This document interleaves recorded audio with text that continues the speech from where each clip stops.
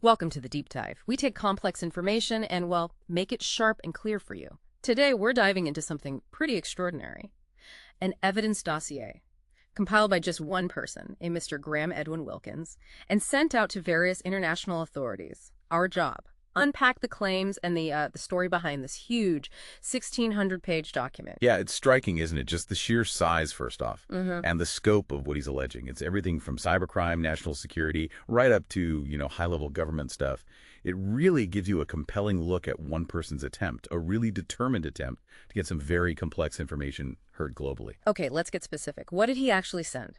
We know about a delivery checklist, an authorization letter too, and a personal statement from Mr. Wilkins himself. He identifies himself as a director of Capstone Estates Limited in the UK and also an officer of transport for London, though he mentions retiring after 22 years due to disability. And he delivered this box, right? Green, white, yellow. Smartless A4, almost full, 1,600 pages. Which immediately makes you ask, what kind of information needs that much paper? And who was it for? The documents say it was prepared for law enforcement. Specifically, it ended up delivered to the German embassy in Bangkok, intended for their federal police, the BMI, and this was after they apparently refused it once before.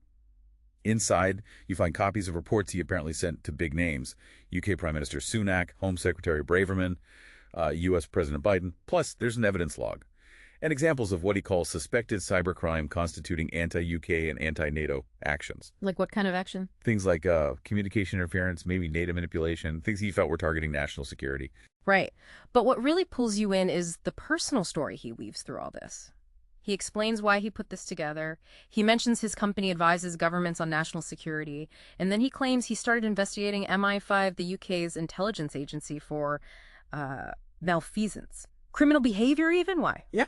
Based on things he says he heard from a former Met police detective about a secret MI5 department supposedly controlling UK politics. How? Through bribery and honey-trapping politicians. And trapping them, essentially. Exactly. And these personal experiences, for Wilkins, seem directly tied to bigger issues he perceived. He talks about constant computer hacking. Says it stopped him sending messages to Prime Minister Sunak. He even claims he got photo and video proof of these cyber crimes. And he points a finger, suggesting he suspects the UK government is behind it all. Maybe, he thinks, to stop him publishing this Cosa Nostra history theory he was working on, which apparently connects organized crime to historical events. He does say it's been published online since then.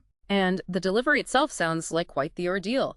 He describes trying to hand over paper copies, this huge dossier, to embassy after embassy, UK, EU, US, French. But he says only the UK initially signed for it. He even claims a German official refused it earlier, which led him to, get this, investigate that official for obstruction of justice. That seems, well, unusual, doesn't it, for an individual to take that step? It's certainly rare. It speaks volumes about his determination, or maybe frustration. Yeah, it really paints a picture of his struggle. Moving from place to place, Pattaya, Bangkok, Sri Racha, and now planning to go to France, just hoping, in his words, to be left alone there. And what's also quite notable is how explicit he is with authorization. He gives permission to a wide range of international law enforcement bodies: Thai police, Russian, Montenegrin, Interpol. Basically, authorizing them to read it, copy it, use everything in the dossier, and even access his personal email accounts for evidence. It shows this deep commitment to getting the information investigated by anyone willing. So what's the takeaway here for you, listening? We've looked at a really unique case. A private citizen presenting incredibly serious, far-reaching claims, all packed into this huge, diligently put-together dossier aimed at global authorities.